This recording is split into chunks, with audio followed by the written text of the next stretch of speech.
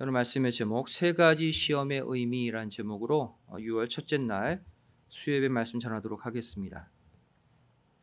예수님은 이 공생애를 시작하시면서 사단으로부터 세 가지 시험을 받으셨죠. 창조주 하나님이 사단에게 시험을 받으신다? 이처럼 충격적인 일은 없을 것입니다.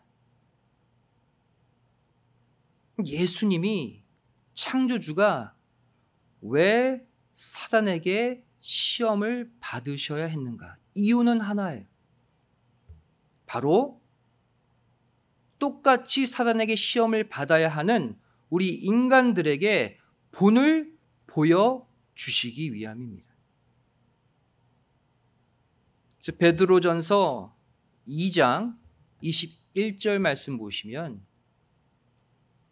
이를 위하여 너희가 부르심을 입었으니 그리스도도 너희를 위하여 고난을 받으사, 즉 시험을 당하사, 이런 뜻이죠.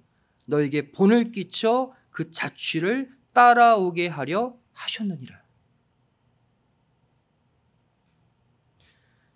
예수님의 공생의 시작과 더불어 일어난 일들을 정리하면 다음과 같습니다. 첫째, 세례 요한으로부터 회개 물세례를 받으셨죠.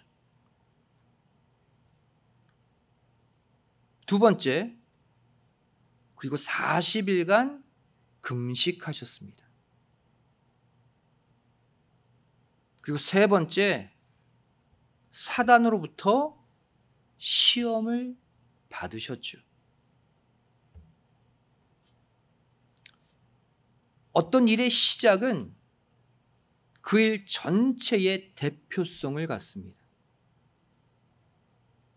즉 예수님께서 공생애를 출발하시면서 겪은 이 세 가지 사건은 예수님의 공생애 전체를 대표해요.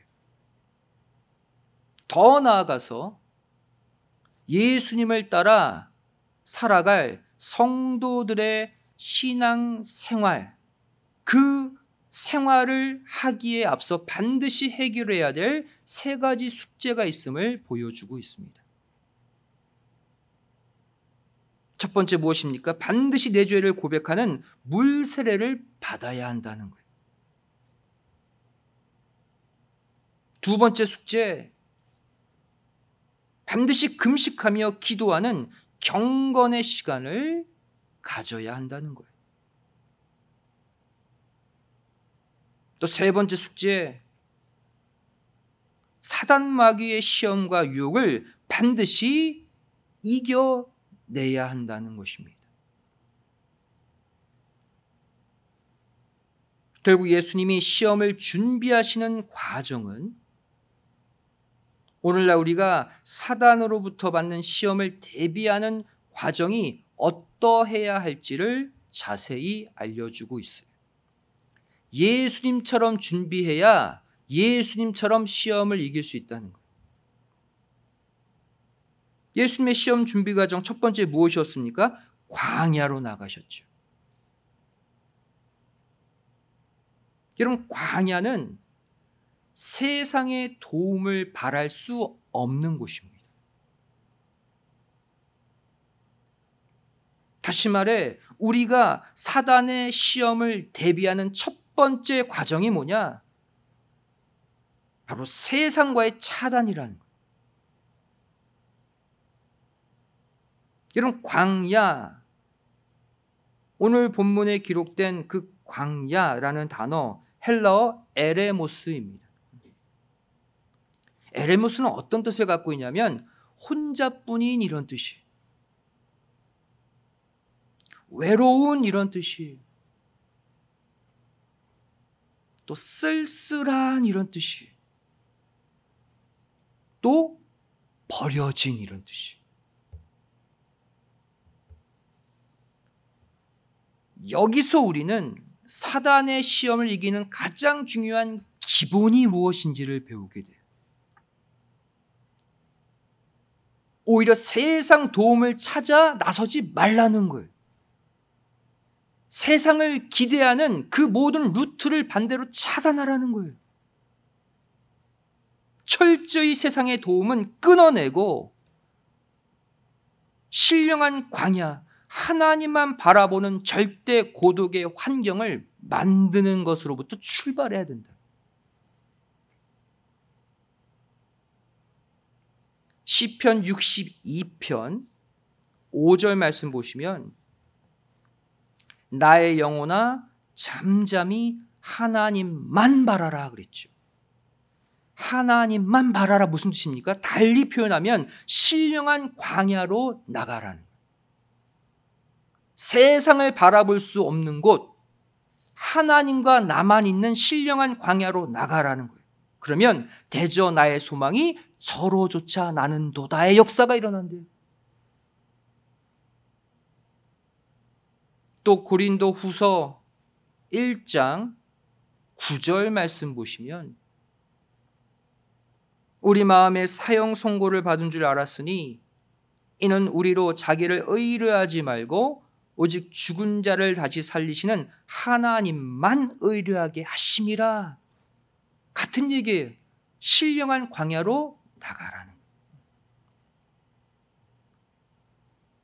그럼 시험 준비의 두 번째 과정은 무엇입니까? 40일간 금식하셨다는 것이죠. 여러분, 숫자 40이 어떤 뜻을 갖고 있습니까? 40은 이 땅의 죄악을 극복하기 위해 받아야 할 훈련과 연단의 기간을 뜻합니다. 40일간 금식하셨다? 한마디로 어려운 순간을 만날 때마다 금식하며 기도하는 훈련을 하라는 거예요. 어떤 어려움이 딱 닥쳤어. 도저히 내 힘으로 해결할 수 없어. 작정 기도 들어가는 거예요. 한 끼 하루 금식 들어가는 거예요.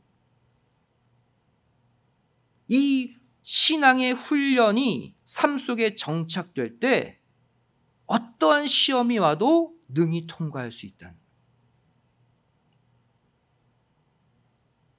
세 번째, 결국 예수님은 그 다음 마귀로부터 시험을 받으셨죠.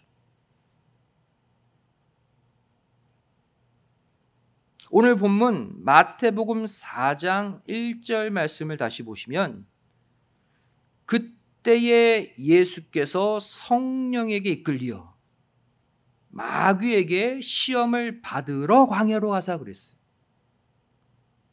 이 말씀 잘 보세요. 예수님이 광야로 왜 가셨대요? 마귀의 시험을 피하러 가신 게 아니라 마귀의 시험을 맞이하러 나가셨대요. 즉 예수님은 마귀에게 시험을 받기 위한 목적으로 일부러 광야로 나가신 거예요.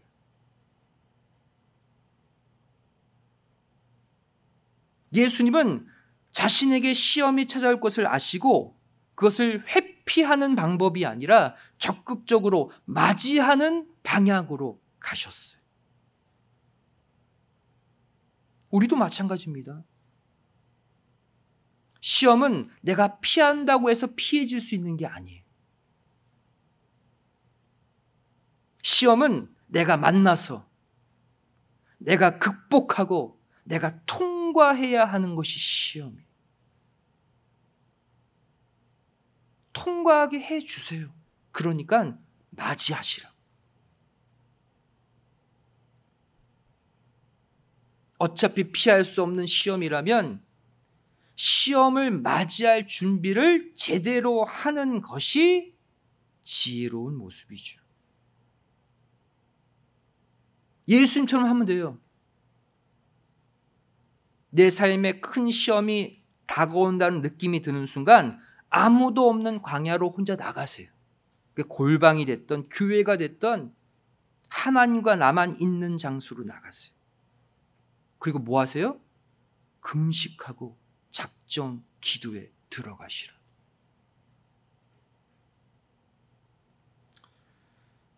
그렇다면 이러한 준비 과정을 통해 예수님이 맞이하신 시험의 구체적인 내용은 무엇일까? 예수님이 행하신 모습은 철저히 우리에게 본을 보이시기 위한 모습이라고 그랬죠. 예수님이 받으신 세 가지 시험의 내용도 결국 오늘날 우리 성도들이 사단에게서 꼭 받을 수밖에 없는 세 가지 시험의 과정과 단계를 그대로 보여주고 있는 거예요. 똑같이 우리가 그 시험을 받습니다. 그럼 예수님과 똑같이 통과하면 되는 거예요. 첫 번째 시험이 무엇입니까? 돌들이 떡덩이가 되게 하라. 마태복음 4장 3절의 시험이죠. 이 시험 받기 직전에 예수님은 40일 동안 금식하셨습니다. 완전한 인성을 입으신 분이기 때문에 극도의 배고픔 가운데 계셨어요.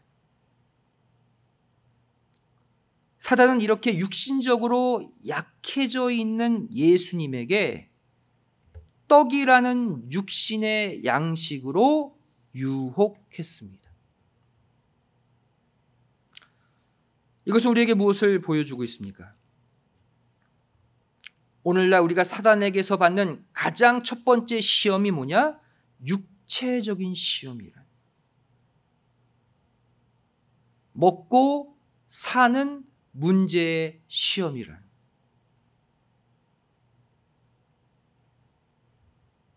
과거 예수님처럼 광야 교회에서 살았던 이스라엘 백성들은 이 첫 번째 사단의 시험, 육체적 시험에 다 걸려 넘어지고 말았어요. 애굽에서 가져온 무교병 반죽 양식이 다 떨어지게 되었죠. 그때 출애굽기 16장 3절의 반응을 보입니다. 이들이 뭐라고 말합니까? 우리가 애굽 땅에서 고기 가마 곁에 앉았던 때와 떡을 배불리 먹던 때에 여호와의 손에 죽었더면 좋았을 것을 너희가 이 광야로 우리를 인도하여 내어 이 온 회중으로 죽여 죽게 하는도다. 불평하고 원망했어요. 이때 만나 주셨죠. 그때 만나 먹고 또 광야 노정 걷다가 이번에는 고기가 먹다고 또 불평합니다. 고기가 먹고 싶다고 또 불평해요. 민수기 11장 4절 보시면 이스라엘 자손도 다시 울며 가로되 누가 우리에게 고기를 주어 먹게 할꼬. 만나만 가지고도 잘 살 수 있어요. 왜? 하나님이 주시는 놀라운 양식이기 때문에. 또 고기가 먹고 싶다고 불평해요. 그리고 시간이 더 가니까 이번에는 날마다 내려주시는 그 귀한 만나에 대해서도 불평하고 악평했습니다. 민수기 21장 5절이죠. 백성이 하나님과 모세를 향하여 원망하되 어찌하여 우리를 애굽에서 인도하여 올려서 이 광야에서 죽게 하는고 이곳에는 식물도 없고 물도 없도다. 우리 마음이 이 박한 식물을 싫어하노라. 박한 식물, 욕이 나오는 식물, 만나를 가리킨 표현이죠. 과거에 애굽의 종으로 있을 때는 우리를 좀 끄집어내달라고 하나님께 부르짖던 이들인데 막상 애굽에서 탈출시켜 주니까 애굽에서 누렸던 세상의 그 문화, 향락이 없다고 불평하는 거예요. 오늘날도 마찬가지입니다. 우리가 세상의 모든 유혹을 뿌리치고 광야교회로 달려나온 우리 모두에게 사단은 가장 먼저 먹고 사는 문제를 일으킵니다. 그래서 또다시 세상 애굽을 향하도록 만드는 것이 사단의 첫 번째 시험이에요. 돈 아니면 못 살게, 내가 누리는 그 향락, 그 쾌락이 아니면 못 살게 자꾸 자꾸 내 마음을 쑤셔대는 것이 사단의 첫 번째 시험이다. 예수님이 첫 번째 시험을 어떻게 이겼습니까? 마태복음 4장 4절. 사람이 떡으로만 살 것이 아니요 하나님의 입으로 나오는 모든 무엇으로? 말씀으로 살 것이니라. 말씀이 있으면 이 시험은 통과된다는 거예요. 말씀이 없으면 100% 이 시험에 넘어진다는 거예요. 이 말씀처럼 사단의 육체적 시험을 이기는 유일한 비결, 유일한 힘은 바로 살아계신 하나님의 말씀임을 믿으시고 날마다 영의 양식을 공급받기 위해 애쓰고 힘쓰는 모두가 되시기를 주님의 이름으로 간절히 축원드리겠습니다. 이제 두 번째 시험이 또 찾아오죠. 두 번째 시험의 내용 무엇입니까? 네가 만일 하나님의 아들이여든 성전 꼭대기에서 뛰어내리라 해요. 마태복음 4장 6절이죠.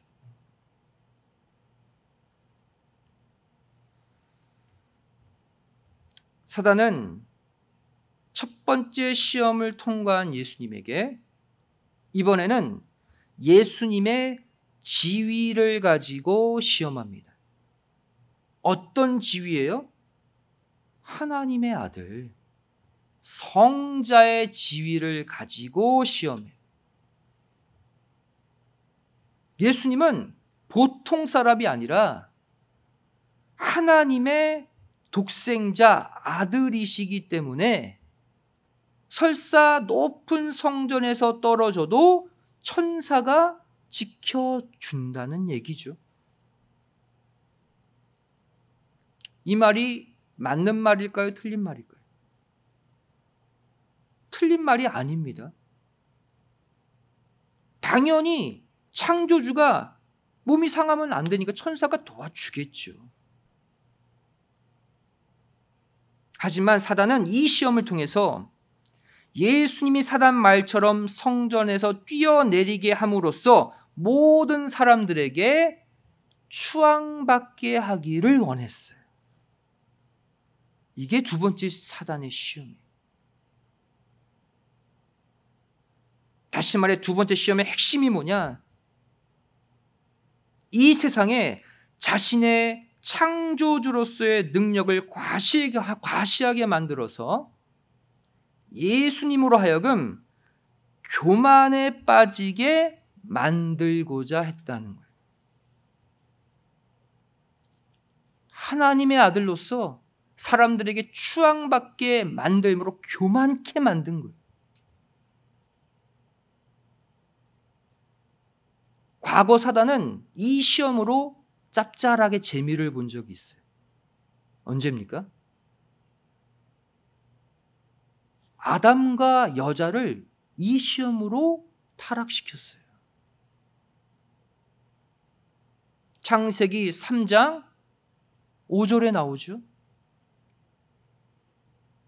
너희가 그것을 먹는 날에는 너희 눈이 밝아 하나님과 같이 되어 선악을 알 줄을 하나님이 아신다. 얼마나 좋냐? 먹어라. 선악과를 먹으면 하나님처럼 된다라는 그 말을 듣고 교만해져서 아담과 여자가 선악과를 먹은 거예요.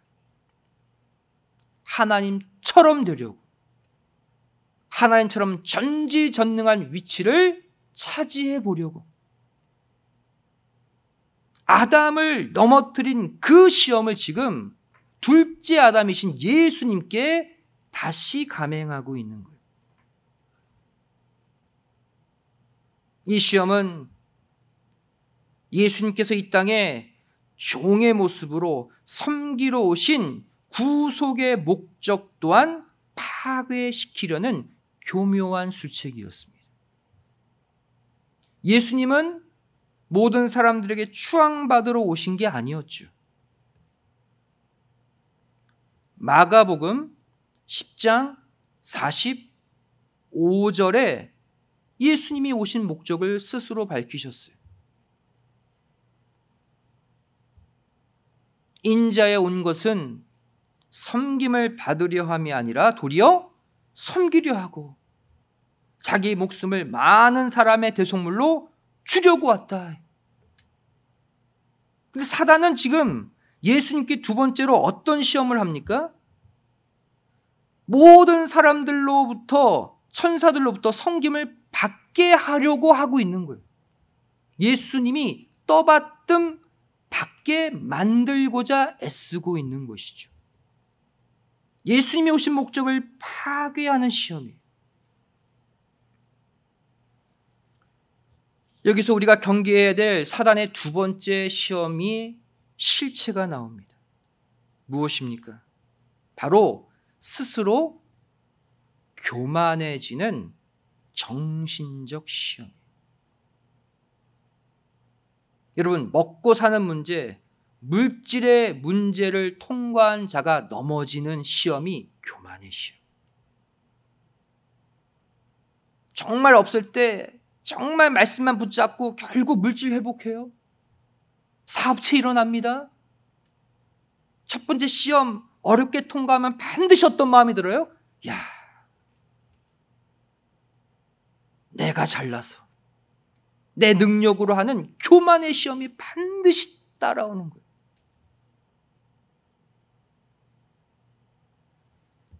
박아브람 목사님께서는 이 교만의 죄에 관해서 이렇게 자주 말씀하셨어요. 무엇이 교만이냐? 내가 누구에게 칭찬을 받게 돼요. 야, 당신 참 일 잘해. 당신 정말 똑똑해. 척척척 어떻게 그렇게 일 잘 해내? 그 순간 특별하게 말한 거 없어요. 내가 언제 그랬어? 말은 그렇게 하는데 나도 모르게 어깨가 싹 올라가요. 그 순간이 바로 교만의 시작이라고 말씀하셨어요. 그것을 내버려 두면 그 어깨가, 그 목이 굳어지는 거예요. 거만해지는 거예요.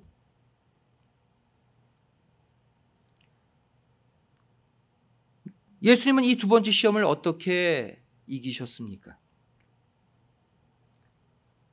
마태복음 4장 7절에 나오죠.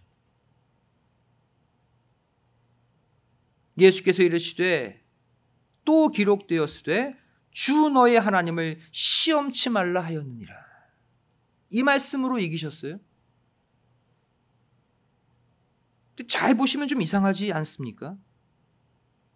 지금 내가 사단에게 시험 받는데 왜 예수님은 하나님을 시험치 말라라고 하셨을까요? 우리 인간이 시험 받는데 왜 하나님을 시험치 말라라고 했을까요? 내가 사단에게 이 정신적 시험을 당할 때 나에게 반드시 나타나는 증상이 바로 내가 하나님을 시험하는 모습이기 때문이에요.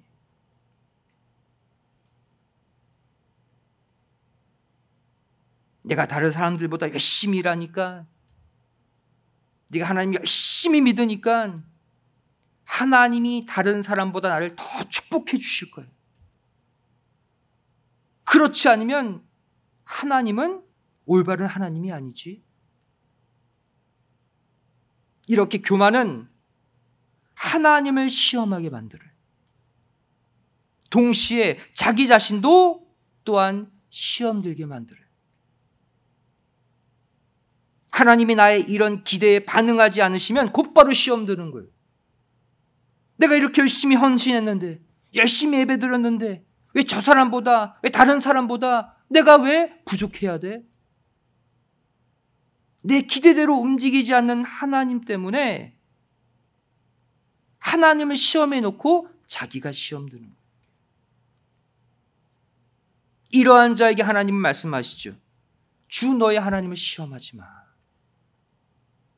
그건 네가 교만하다는 증거야 라고 말씀하고 계시는 거예요.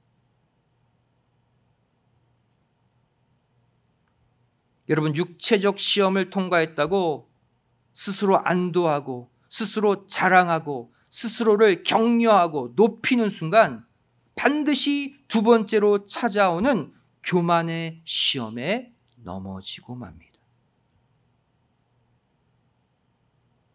따라서 고린도전서 10장 12절 바울은 이렇게 권면하고 있죠. 그런즉 선줄로 생각하는 자는 넘어질까 조심하라. 선줄로 생각하는 자, 어떠한 자입니까? 첫 번째 육체적 시험을 통과하고 다 된 줄 착각하는 자는 두 번째 시험에 넘어질까 조심하라는 거예요. 이 시간 나도 모르게 높아진 나의 마음을 다시 낮추시고 오직 하나님만을 높이시는 가운데 두 번째 시험도 모두 통과하시기를 주님의 이름으로 간절히 축원드리겠습니다. 마지막 세 번째 시험이 무엇입니까? 내게 엎드려 경배하면 이 모든 것을 너에게 주리라. 마태복음 4장 9절에 나오죠.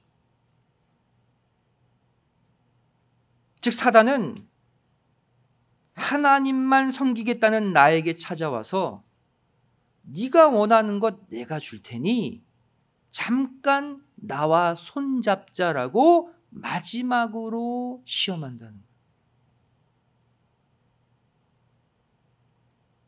이 시험은 우리가 마지막으로 통과해야 할 영적인 시험을 말합니다.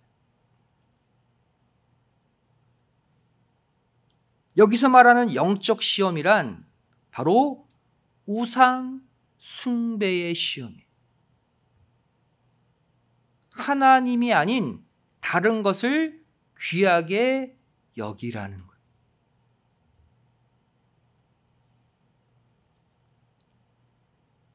하나님을 믿고 교회를 다니는 우리가 우상을 섬긴다? 어색한 말이죠. 여러분, 내 속에 자리 잡고 있는 가장 무서운 우상이 무엇입니까? 성경은 탐심이라고 말씀하고 있어요. 왜 이것이 무섭습니까? 우상인 줄 모르는 우상이기 때문에. 골로새서 3장 5절 말씀이죠. 우리 함께 찾아서 읽어볼까요? 골로새서 3장 5절 말씀. 가장 무서운 우상, 우리가 수시로 섬기는 우상이 내 속에 있어요.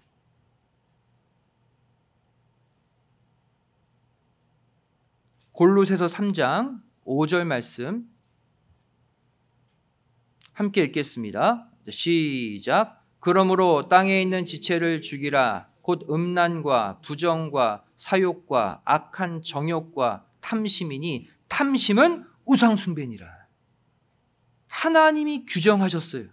보이는 우상만이 우상이 아니라 탐욕, 욕심이 우상이다. 욕심내는 것이 우상숭배라는 거예요.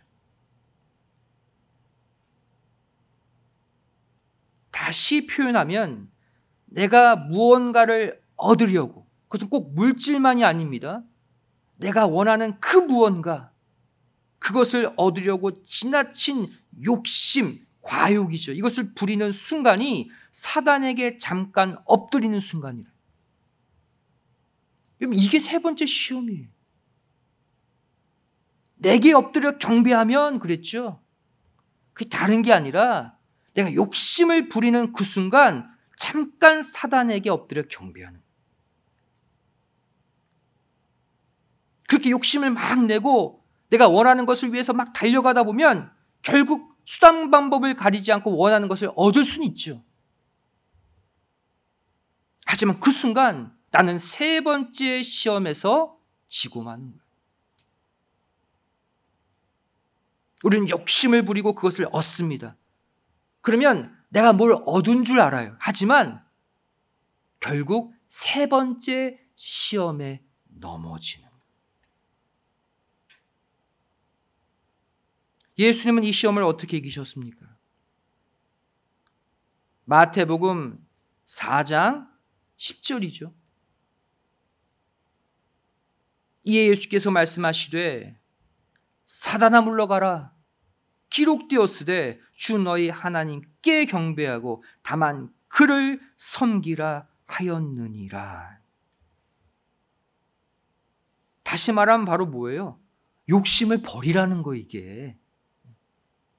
왜? 하나님이 다 갖고 계시니까. 하나님께만 경배하면, 하나님께만 예배드리면, 하나님께만 기도하면 하나님이 그것을 주시기에 네가 따로 욕심낼 필요 없다는 거예요. 이것이 세 번째 시험 통과의 비결입니다.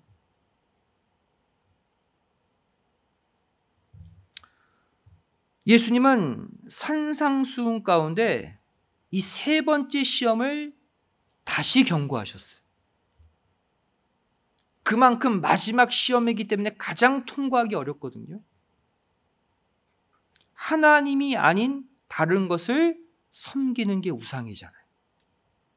근데 그것이 욕심이라고 그랬죠. 이것을 종합해 보면 마태복음 6장 24절이 나와요. 마지막 구절 함께 읽도록 하겠습니다. 신약성경 마태복음 6장 24절입니다.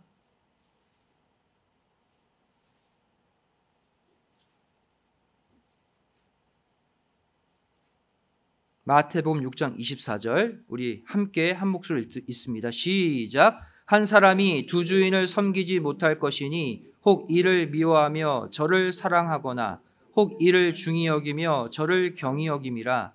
너희가 하나님과 재물을 겸하여 섬기지 못하느니라. 세 번째 사단의 시험과 비교해 보세요. 내게 엎드려 경배하면 그랬죠.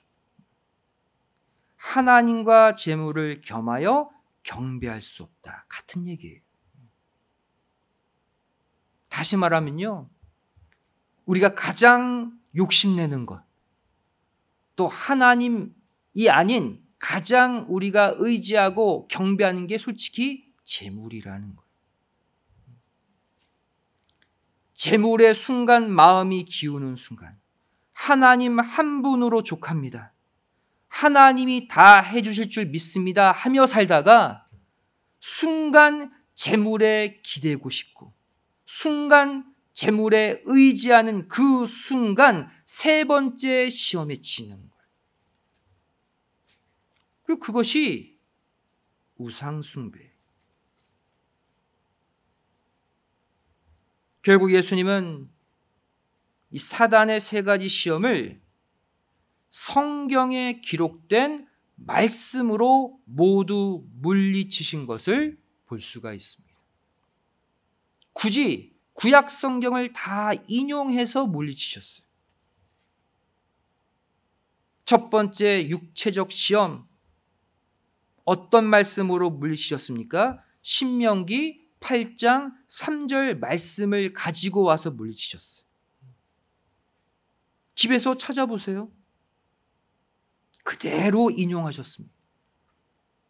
또 두 번째 시험, 정신적 시험은 어떤 말씀으로 물리치셨습니까? 신명기 6장 16절 말씀을 가지고 와서 또 물리치셨어요. 또 마지막 세 번째 시험, 영적인 시험은 신명기 6장 13절 말씀을 가지고 오셔서 물리치셨어요. 예수님은 창조주시잖아요. 예수님은 하나님이시잖아요. 창조주 하나님이 사단의 시험을 그냥 이길 수 있을까요, 없을까요? 있죠. 하나님께는 사단의 시험이 아무것도 아니에요. 그냥 이길 수 있어요. 그런데 왜 창조주 예수님은 굳이 구약의 말씀을 가지고 와서 이기셨을까요? 이 또한 누구 때문에? 누구 때문에 굳이 이렇게 하신 거예요? 우리가 이렇게 해야만 시험을 이길 수 있기에 이것도 본을 보이신 거예요. 우리가 이 땅에 사단의 수많은 시험을 이기는 유일한 방법은 살아계신 하나님의 말씀을 가지고